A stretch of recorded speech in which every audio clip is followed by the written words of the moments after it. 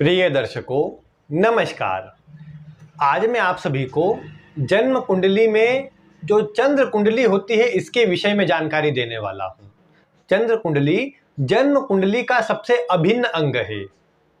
जैसे हम लग्न कुंडली को देखते हैं उसी प्रकार चंद्र कुंडली को भी देखा जाना चाहिए। इसके पूर्व जो मैंने आपको चंद्रमा से जुड़ी वीडियो दी थी जिसमें बताया था कि जन्म कुंडली का सबसे प्रमुख ग्रह चंद्रमा ही होता है, उस वाली वीडियो में बहुत से दर्शकों का प्रश्न आया कि हम कैसे जानें कि चंद्रमा शुभ है या अशुभ है। तो इसे ही बताने के लिए आज मैं आप सभी को चंद्र कुंडली के विषय में बताने वाला हूं। आगे आने वाली वीडियो में मैं आपको यह बताऊंगा कि कब आपको लग्न कुंडली से ज्यादा चंद्र कुंडली को देखना चाहिए। आज जो जानकारी दे रहा हूं इसमें प्रमुख रूप से आपको चंद्रमा के विषय में कुछ जानकारी मिलेगी और इसके अलावा आपको कुछ जानकारी मिलेंगी कि जब जन्म कुंडली में हमें जो भी ग्रह अवस्था बनी हुई हो उसमें चंद्र कुंडली कैसे निर्माण करनी है, कैसे उसके फल कथन को देखना है, कैसे उसमें बनी ग्रह अवस्था को समझना है। आज की वीडियो इन सबसे जुड़ी हुई होंगी, बहुत ही रोचक वीडियो होंगी। चंद्रमा से जुड़े कुछ रहस्यमयी सूत्र मैं आपको आज की वीडियो में बताऊंगा। आप ध्यानपूर्वक आज की वीडियो को देखिए। आखिर क्यों चंद्र कुंडली इतनी महत्वपूर्ण है, आज इस विषय पर भी चर्चा होगी। आप ध्यानपूर्वक आज की वीडियो को देखिए और अगर आपने अभी तक इस चैनल को सब्सक्राइब नहीं किया तो अवश्य कर लीजिए, क्योंकि आपको ऐसी ही ज्योतिष से जुड़ी रोचक वीडियो आगे भी प्राप्त होती रहेगी। अब आइए बिना विलंब किए मैं आपको आज के विषय की जानकारी देता हूं। सबसे पहले अगर देखा जाए तो आप जानते हैं कि चंद्रमा जो है ये पक्ष बल से शुभ भी बन जाता है तो अशुभ भी बन जाता है। ये सब आप जानते हैं कि एक समय जब शुक्ल पक्ष के प्रभाव में मजबूत होता है, पूर्णिमा के पास में होता है, तो ये पूर्ण बली और शुभ ग्रह की श्रेणी में आने वाला ग्रह बन जाता है। और जब ये अमावस के पास में होता है या क्षीण अवस्था में होता है, उस स्थिति में इसे पापक ग्रह की संज्ञा मिल जाती है। लेकिन एक बात मैं आपको बता देता हूं कि चंद्रमा को क्षीण चंद्रमा हो या शुभ चंद्रमा हो, आप दोनों ही स्थिति में ये समझिए चंद्रमा एक नैसर्गिक शुभ ग्रह है। कभी भी पापक ग्रहों के रूप में आप ये नहीं सुनेंगे कि चंद्रमा एक पापक ग्रह है या चंद्रमा को पापक ग्रह के रूप में गिनती में गिना जाएगा। पापक ग्रह या क्रूर ग्रह में केवल 5 ग्रहों की गणना होती है, जो राहु, केतु, शनि, सूर्य और मंगल, ये 5 ग्रह है। इसके अलावा अन्य कोई भी ग्रह पापक ग्रह की श्रेणी में नहीं आता है।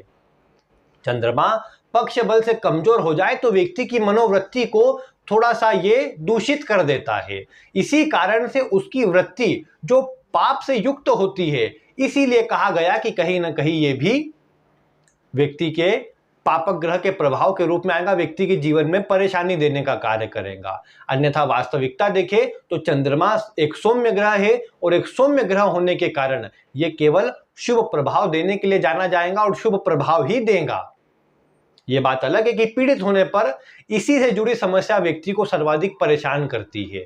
आप देखेंगे जिस भाव में आपकी कुंडली में चंद्रमा होगा उस भाव से जुड़ी समस्या आप सदैव महसूस करते रहेंगे, उस भाव से आप कभी संतुष्ट नहीं हो पाएंगे। जिसके लग्न में चंद्रमा होता है उसे अपने आप में ही कोई ना कोई कमी लगती है, वो अपने आप में ही थोड़ा सा एक कमजोर अपने आप को मानता है या फिर कोई ना कोई कमी अपने अंदर ही निकाल लेता है, या अपने बारे में ही इतना सोचता रहता है कि उसे कोई ना कोई कमी नजर आ ही जाती है। और इसी प्रकार आप देखिए चंद्रमा जिस भी भाव में होगा आप उस भाव से जुड़ी कोई ना कोई नकारात्मक बातों को अपने जीवन में जोड़ ही लेंगे, तो ये थोड़ा कमजोर होता है। जिनके अष्टम में चंद्रमा, उन्हें अपनी आयु का भय रहता है कि कहीं कुछ खराब ना हो जाए, कहीं अन्य कोई परेशानी ना हो जाए, दुर्घटना ना हो जाए, यानी आकस्मिक होने वाली घटनाओं से उन्हें बहुत डर लगता है। ये आप समझ सकते हैं। तो ये तो हो गई चंद्रमा की बात कि चंद्रमा पूरा प्रभाव देता है। अब लग्न कुंडली के समान ही क्यों चंद्र कुंडली को माना गया, ये पहले मैं आपको बताता हूं, फिर बताता हूं चंद्र कुंडली बनाना कैसे है। देखा जाए तो लग्न कुंडली तो हमारे शारीरिक गठन को, मजबूती को, इस तरह की चीजों को दर्शाती है जो ऊपर के प्रभाव में होती है। आंतरिक मन को देखने के लिए कहा कि चंद्रमा को देखिए कि चंद्रमा का प्रभाव कैसा है। आप जानते हैं कि जो सुदर्शन चक्र होता है उसके अंदर 3 कुंडलियां होती है। एक होती है लग्न कुंडली, दूसरी होती है चंद्र कुंडली और तीसरी होती है सूर्य कुंडली। इन तीनों का प्रभाव जब व्यक्ति के जीवन काल पर देखा जाता है, सबको मिलाया जाता है, तब एक सटीक परिणाम मिलता है। क्योंकि चंद्रमा जो है वो व्यक्ति के मानसिक स्थिति को दर्शाता है, सूर्य जो है वो आत्मा को दर्शाता है। किस प्रकार का व्यक्ति का आंतरिक व्यक्तित्व है, जो आत्मा के लेवल पर देखेंगे वो सूर्य से देखेंगे, और जो आप चंद्रमा से देखेंगे वो व्यक्ति के मन के लेवल पर। आप जानते हैं कि व्यक्ति के लग्न कुंडली में आपने देखा कि कार्य आदि के दृष्टिकोण से अच्छा प्रभाव आपको नजर आया, लेकिन आपने वही चंद्र कुंडली से देखा, आपको लगा नहीं यहां तो स्थिति कमजोर है। मतलब आप ये देखेंगे ऐसा व्यक्ति लग्न के मजबूत होने से या लग्न में दशम भाव के मजबूत होने से अच्छे कार्य में तो लग गया, लेकिन ऐसा व्यक्ति कभी अपने उस कार्य से प्रसन्न नहीं हो पाएगा। लग्न कुंडली में आपने देखा कि मंगल शनि का अच्छा संबंध है, दशम पर प्रभाव है, लग्न पर प्रभाव है, तो व्यक्ति कहीं ना कहीं इंजीनियर होगा या इलेक्ट्रॉनिक से जुड़ा, टेक्निकल वर्क से जुड़ा कोई काम करेगा। आप बोलेंगे बिल्कुल करेगा, व्यक्ति काम भी उससे जुड़ा करता होगा। लेकिन उसके बदले आपने फिर बनाई चंद्र कुंडली। आपने जैसे ही चंद्र कुंडली बनाई, वहां तो आपने देखा कि दशम भाव में तो शुभ ग्रह बैठे हैं, शनि मंगल का कोई प्रभाव ही नहीं आता। यहां पर काम तो व्यक्ति के ज्ञान बुद्धि विवेक से जुड़ा, वाणी से जुड़ा आना चाहिए। तो यहां पर फिर क्या होगा ना कि ऐसा नहीं व्यक्ति काम चेंज कर देगा। अब हो सकता है कि किसी की चंद्र कुंडली बलवान हो, जो मैं अगली वीडियो में बताऊंगा आपको। चंद्र कुंडली जिसकी बलवान होगी वो उससे जुड़ा काम करेगा और प्रसन्न रहेगा, लेकिन जिसकी लग्न कुंडली बलवान रहेंगी वो उससे जुड़ा काम करेगा। और चंद्रमा में कोई अलग काम आया तो आप ये देख पाएंगे कि ऐसा व्यक्ति फिर अपने काम में असंतुष्ट रहेगा। हो सकता है उसकी पोस्ट बहुत ऊंची हो, अन्य लोग उसके जैसा बनना चाहते हो, लेकिन जहां पर वो व्यक्ति होगा वहां वो स्वयं अपने आप को कहीं ना कहीं परेशान या फिर चिंतित ही पाता होगा। तो ये बात आती है चंद्र कुंडली से कि चंद्र कुंडली का महत्व क्यों है, क्योंकि वो व्यक्ति के मन को दर्शा रहा है। व्यक्ति के पास सुख सुविधा सब हो, लेकिन मन से ही वो प्रसन्न ना हो, तो फिर ऐसे सुख सुविधा का भी कोई महत्व नहीं रह जाता। और सूर्य कुंडली इसलिए भी देखी जाती है कि सूर्य कुंडली से व्यक्ति के स्वास्थ्य की स्थिति भी पता चलती है।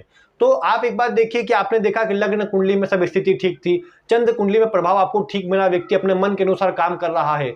फिर आपने सूर्य कुंडली देखी, आपने देखा कि नहीं सूर्य पीड़ित है तो व्यक्ति का स्वास्थ्य खराब है। अब आपने क्या देखा कि जब सूर्य कमजोर हो गया तो उसका असर स्वास्थ्य पर पड़ेगा, और जब स्वास्थ्य खराब होगा तो बाकी मन अच्छा हो, व्यक्ति के पास धन अच्छा हो, उससे भी कोई फर्क नहीं पड़ेगा। तो इसीलिए इन तीनों कुंडलियों का महत्व दिया जाता है। लेकिन उसमें सर्वाधिक महत्व अगर किसी को देना है तो लग्न कुंडली को प्रभाव देते हुए उसके बाद चंद्र कुंडली पर सबसे ज्यादा फोकस होना चाहिए। जो गोचर में ग्रह बदल रहे हैं, जो आपके जीवन में प्रत्येक घटना घटित हो रही है, जो मन में जल्दी जल्दी बदलाव आ रहे हैं, वो चंद्र कुंडली से आते हैं।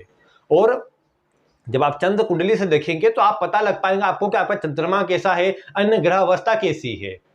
क्योंकि चंद्रमा जो है ये हमारे मन को दर्शाता है। अगर वो चंद्र कुंडली बलवान हो गई तो आप ये पक्का समझ करके चले कि व्यक्ति अपने जीवन काल में प्रसन्न रहेगा, सुखी रहेगा, संतुष्ट रहेगा।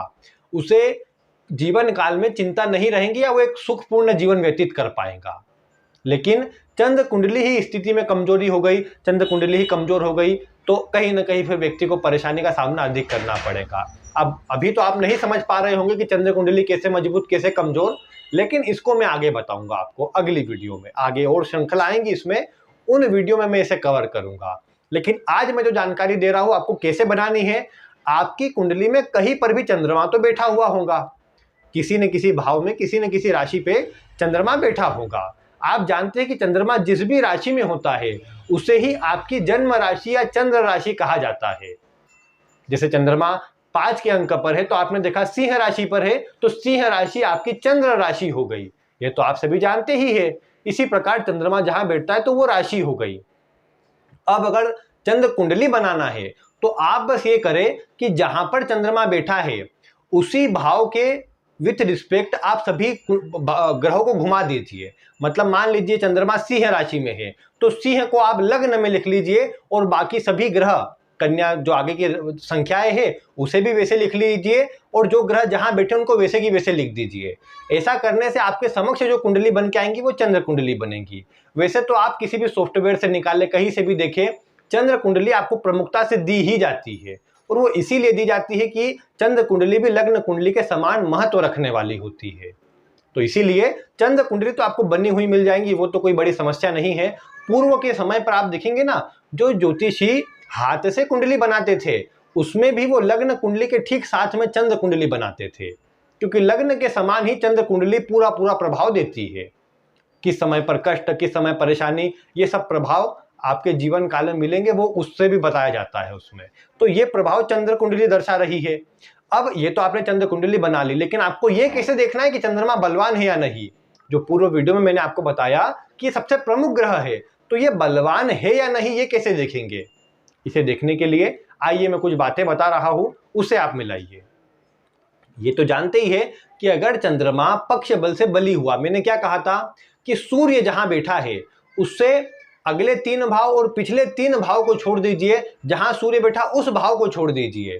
इसके अलावा अन्य भावों में चंद्रमा बैठेगा तो उन भावों में चंद्रमा पक्ष बल से बली होगा सामान्यतः, और वो आपको मजबूती पूर्वक शुभ परिणाम देने के लिए, अच्छा मतलब एक मजबूती वाला परिणाम देने के लिए सज्ज रहेगा।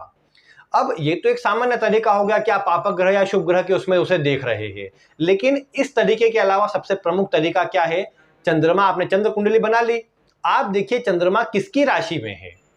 अगर स्वयं की राशि में है तो 2 मिनट रुकिए, आगे बताता हूं उसके बारे में मैं।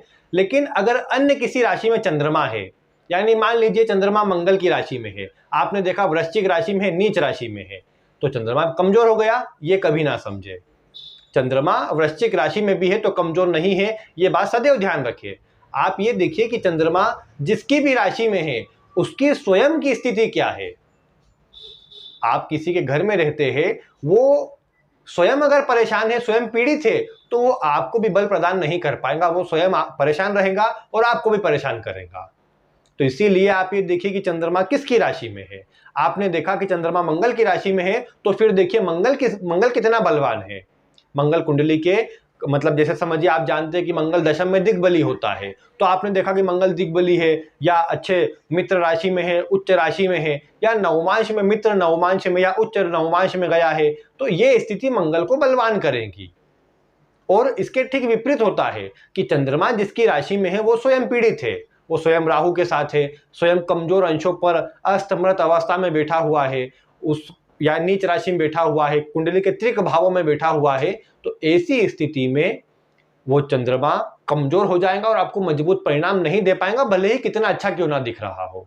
जैसे आपने देखा कि मंगल है, अब मंगल किसी भाव में 2 शुभ ग्रह के साथ बैठा है, शुक्र गुरु के साथ बैठा है, तो आप क्या कहिए कि नहीं मंगल बलवान हो गया, मंगल का शुभ प्रभाव मिलेगा और ये व्यक्ति को चंद्रमा के भी अच्छे फल मिलेंगे, ऐसा समझना चाहिए आपको। तो आप भी देखिए कि आपकी कुंडली के अंदर जो जिसकी राशि में चंद्रमा बैठा है वो कितना बलवान है। अब आपने देखा चंद्रमा तो स्वयं की राशि में है, फिर अब जब चंद्रमा स्वयं की राशि में है तो आप ये देखिए कि चंद्रमा पक्ष बल से कितना बली है। उसकी स्थिति को नवमांश में भी एक बार चेक कर लीजिए, कहीं पापक ग्रहों के प्रभाव में तो नहीं है। ये भी चेक कर लीजिए कि चंद्रमा पर कितने शुभ ग्रहों की दृष्टि आ रही है। अगर गुरु से केंद्र का संबंध या त्रिकोण का संबंध चंद्रमा का है, यानी गज केसरी योग बन रहा है या नवम पंचम योग बन रहा है, तो ये चंद्रमा को बल प्रदान करेगा। और ये भी देखिए कि चंद्रमा जैसे शुक्र की दृष्टि पड़ रही हो चंद्रमा पर या बुध की दृष्टि पड़ रही हो, तो ये कहीं ना कहीं अच्छा प्रभाव देने वाला बन जाएगा चंद्रमा पर। शुभ ग्रहों की दृष्टि उसे बलवान करेगी, अशुभ ग्रहों की दृष्टि चंद्रमा को कमजोर करेगी। चंद्रमा के ठीक सामने सूर्य हो तो इसे भी आप शुभ कहेंगे। पूर्णिमा के पास का चंद्रमा आपको अच्छा प्रभाव प्रदान करेगा। आपको यह देखना है कि चंद्रमा जिसकी राशि में है, अगर वो चंद्रमा से 6, 8, 12 भाव में होगा, यानी चंद्र कुंडली बनाई और चंद्र कुंडली का लग्न का स्वामी 6, 8, 12 भाव में जाता है चंद्र कुंडली में, तो आपको ये चंद्रमा के अशुभ फल मिलेंगे या चंद्रमा इतना शुभ फल नहीं दे पाएगा। हाँ, ये एक स्थिति में हो सकता है जो धनु लग्न की कुंडली बनेगी। आपकी धनु राशि है और गुरु कर्क राशि में उच्च के है, चंद्रमा गुरु का परिवर्तन होगा वहां पर, और गुरु अष्टम में होंगे लेकिन उच्च राशि के होंगे, तो वहां पर इसका अशुभ प्रभाव नहीं पड़ेगा। अन्य स्थिति में आप देखिए कि चंद्रमा का राशि स्वामी किस अवस्था में है, वो कमजोर होगा, पीड़ित होगा, कम अंशों पर होगा या और नीच राशि आदि में होगा तो ये पीड़ित होगा, नवमांश में उसकी स्थिति कमजोर होगी तो वो पीड़ित होगा। इन सब बातों को एक बार देखिए, आप स्वयं जान जाएंगे कि चंद्रमा कितना बलवान है। जितना बलवान चंद्रमा उतना बलवान आपकी चंद्र कुंडली, उतना बलवान आपका मन, उतना बलवान आप फिर मन से सोचकर सभी चीजों को हासिल कर पाएंगे, फोकस हो पाएंगे अपने जीवन काल में और स्थिरता भी जीवन में प्राप्त कर पाएंगे। तो ये कुछ प्रमुख जानकारी थी चंद्र कुंडली से जुड़ी, चंद्र कुंडली के महत्व से जुड़ी। आप क्या चाहते हैं? आपको वो चीजें पसंद नहीं आती जो आपका दिमाग चाहता है, आपको वो पसंद आता है जो आपका मन चाहता है। आप चाहते, सभी क्या कहते हैं कि मेरे मन की हो। तो मन की होना मतलब चंद्रमा के अनुसार होना। तो आपने अगर अपने जीवन को चंद्रमा के अनुसार लिंक कर लिया तो आप प्रसन्न रहेंगे। हो सकता है कि जिस भी कार्य में आपका चंद्रमा बता रहा हो वहां बड़ी ग्रोथ नहीं हो, लेकिन थोड़ी भी होगी ना तो आप प्रसन्न रहेंगे। ये बात देखने वाली है। तो इसीलिए चंद्र कुंडली महत्वपूर्ण है। आप अपनी कुंडली को देखिए, चंद्र कुंडली को किस प्रकार की ये कुंडली बनी है, कितना बलवान प्रभाव उसमें है। आगे आने वाली वीडियो में मैं आपको बताऊंगा कि लग्न कुंडली पर कब चंद्र कुंडली भारी पड़ जाती है। उससे जुड़ी वीडियो देखने के लिए आप चैनल के साथ जुड़े रहे। आज की वीडियो में बस इतना ही। वीडियो देखने के लिए आपका बहुत बहुत धन्यवाद।